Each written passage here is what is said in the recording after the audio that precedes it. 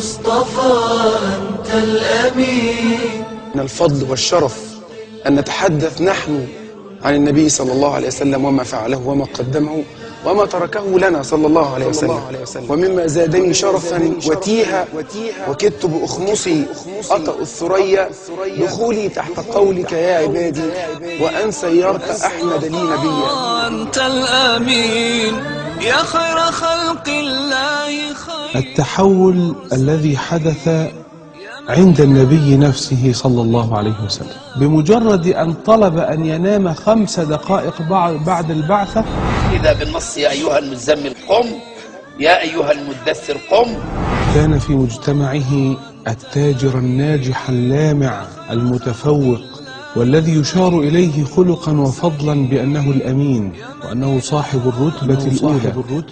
ثم في ساعات أو في أيام يتحول إلى أنه فورا ومباشرة من يرمى بكل السباب والشتائم والبهتان.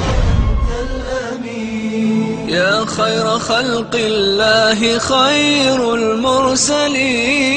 يا من إله الكون قد أوحى له بالنور. سيدة عائشة تسأل: هل في موقف مر عليك أشد من هذا؟ قال: نعم يا عائشة، يوم أن آذاني قومي حتى خرجت هائما على وجهي فلم أستفق إلا عند قرن الثعالب، فجاءني جبريل ومعه ملك الجبال وقال: يا محمد، هذا ملك الجبال يسلم عليه، ولو شئت أن يطبق عليهم الأخشبين لفعل، فمره بما شئت. فيقول: لا، بل أدعو الله لهم، اللهم اهد قومي فإنهم لا يعلمون، عسى الله أن يخرج من أصلابهم من يعبد الله عز وجل. لقد جاءكم رسول من أنفسكم عزيز عليه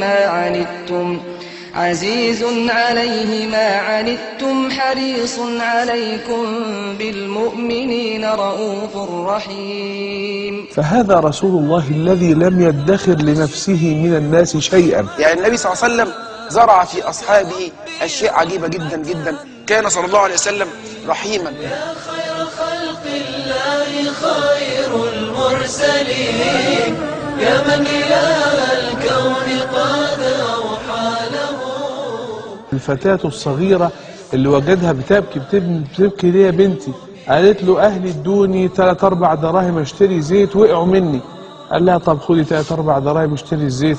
فظلت تبكي: تعيطي ليه؟ ما اديت لك فلوس. قالت: كان ذلك في الصباح، ولكني بقيت اليوم كله خارج البيت، فلو أني عدت لهم الآن لضربوني أيضا. فظل يمشي صلى الله عليه وسلم معها حتى خارج المدينة المنورة، فذهب وطرق الباب. من؟ قال: أنا رسول الله صلى الله عليه وسلم. يا مرحبا، يا الله، اتفضل. لا معلش، بس البنت دي كانت ضيعت الدراهم فخافت ترجع لكم، فإن رأيتم أن تعفوا عنه. ميزتنا بالدين من بين الأمم لما حباك الله خير رسالة. فقال: يا رسول الله تمشي معها للعفو؟ يا رسول الله هي حرة لوجه الله لممشاك معه. نريد أن نعود إلى هذه السيرة، إلى هذه الروح، إلى هذا الحب، حب الله، حب الرسالة، حب عباد الله أن يهتدوا إلى طريق الله. يا من إله الكون قد أوحى له بالنور والإسلام والحق المبين. يا دعوة حق وبيان يا قبسا يهدي الإنسان